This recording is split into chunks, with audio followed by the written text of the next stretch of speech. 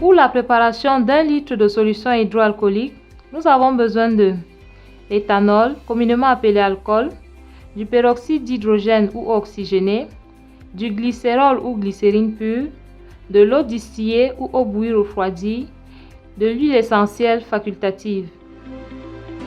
Comme matériel, nous avons besoin d'une bouteille en verre ou en plastique translucide permettant de voir le niveau du liquide muni d'un bouchon à vis, d'une éprouvette ou bécher gradué, d'une pipette ou seringue, d'un entonnoir, des flacons, d'un alcomètre, d'un pH-mètre. Notez bien, pensez à bien désinfecter tout ce matériel avec de l'alcool pour éliminer les éventuels germes. Passons maintenant à la préparation de notre solution hydroalcoolique. Pour ce faire, versez 833 ml d'alcool dans la bouteille ou récipient en utilisant une éprouvette graduée. Ajoutez 41,7 ml de peroxyde d'hydrogène à l'aide d'un cylindre gradué. Ajoutez ensuite 14,5 ml de glycérol en utilisant une pipette graduée. Puis de l'eau distillée ou eau bouillie refroidie jusqu'au repère gradué indiquant 1 litre. Ajoutez quelques gouttes d'une huile essentielle adaptée selon votre convenance.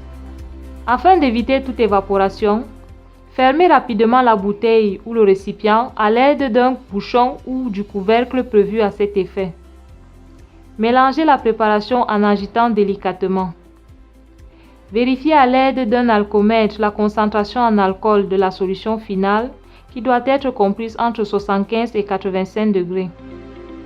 Vérifiez à l'aide d'un pH-mètre le pH de la solution qui doit être comprise entre 6 et 8.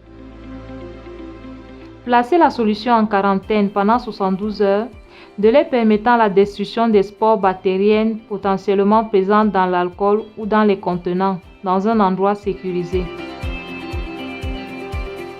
Pour la préparation d'1 litre de gel hydroalcoolique, nous avons besoin de 900 ml d'une solution hydroalcoolique réalisée en suivant le protocole prescrit par l'OMS, d'un agent gélifiant ou épaississant tel que de l'aloe vera ou un carbomère adapté.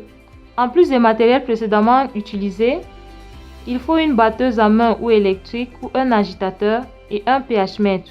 Notez bien, pensez à bien désinfecter les flacons et ustensiles avec de l'alcool ou à l'eau bouillante pour éviter les éventuels germes. Passons à la préparation. Préparez le gélifiant et vérifiez le pH à l'aide d'un pH-mètre. Réajustez si nécessaire à un pH compris entre 6 et 8. Rajoutez au gélifiant la solution hydroalcoolique par petites quantités en maintenant une agitation lente. Répartissez immédiatement dans des flacons. Ceci est un message du ministère de la Recherche scientifique et de l'Innovation.